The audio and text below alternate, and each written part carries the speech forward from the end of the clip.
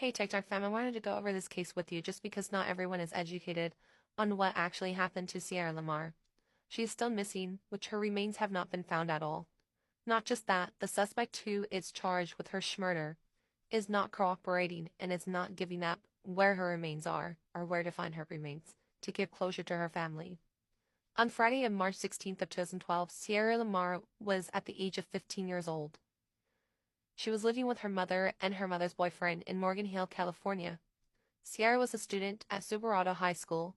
On a school day, 𝒂𝒂 would normally leave her home by 7:15 a.m. and walk several blocks to her unmarked school bus stop, where the bus was scheduled to pick her up by 7:24 a.m.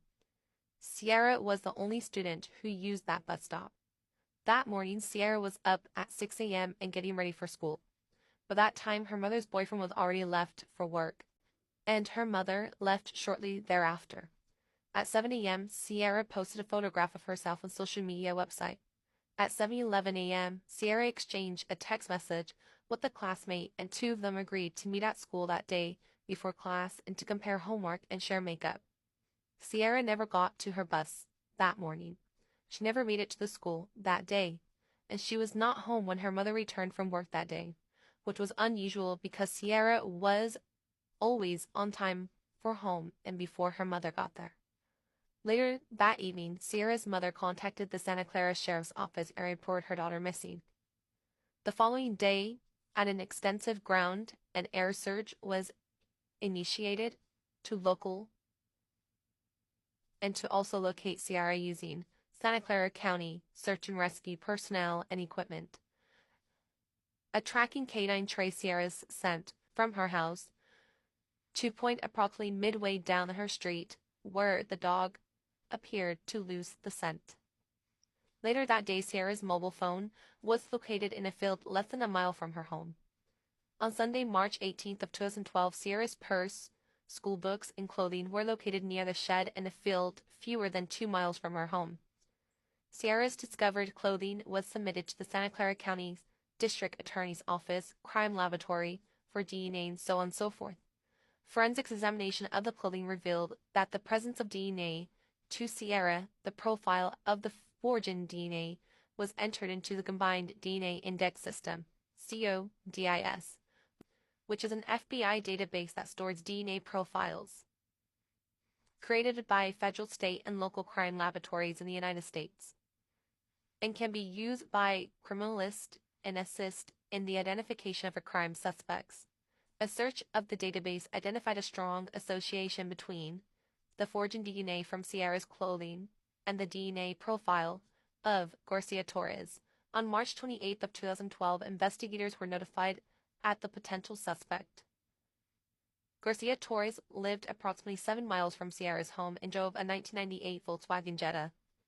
On April 7th of 2012, investigators seized the Jetta and submitted it to the crime laboratory for processing and analysis.